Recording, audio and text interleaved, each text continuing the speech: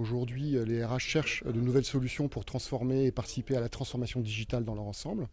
Et ce moment était un moment de faire un point avec un certain nombre d'interventions sur les innovations, les usages qui sont possibles et les retours d'expérience. C'est vraiment un sujet qui concerne toutes les entreprises et donc tous les DRH et toutes les RH. Et on est vraiment dans le passage à l'action. Et c'est pour ça que ce genre de matinée est très importante, de partager des retours d'expérience et des solutions concrètes.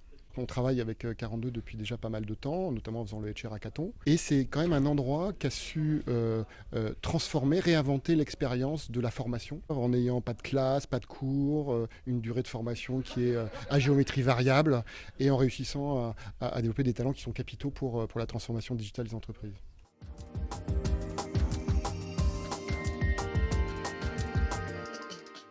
Alors le projet de digitalisation, si on l'entend pour les entreprises dites traditionnelles, c'est à la fois évidemment de recruter, de sourcer des gens qui en viennent, si vous voulez, de les convaincre que c'est possible de transformer, de faire, de réaliser dans des environnements vu de l'extérieur plus lourd qu'une start-up, alors que c'est les start-up qui attirent plutôt les hommes et les femmes du digital, malheureusement. Et deuxièmement, c'est de créer aussi les conditions en interne, à la fois pour l'épanouissement des collaborateurs et donc la rétention, et à la fois la réalisation des projets digitaux au sein de tout le groupe, que ça ne soit pas juste l'affaire de la filiale web ou du département digital.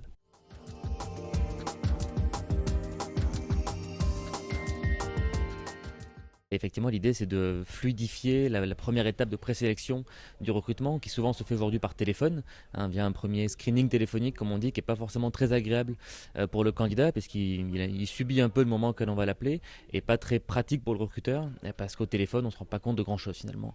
Donc nous, ce qu'on conseille à nos clients, nos partenaires, c'est de commencer à mettre en place la vidéo dans une première étape de recrutement, pour permettre aux candidats d'exprimer leur personnalité au-delà du CV, au-delà de tout ce qu'on peut connaître.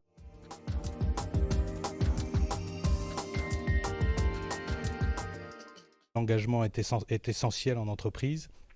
Et donc, il faut travailler là-dessus et il faut écouter ses collaborateurs. Ça passe par là, voilà, pour les réengager dans leur travail, dans leur organisation.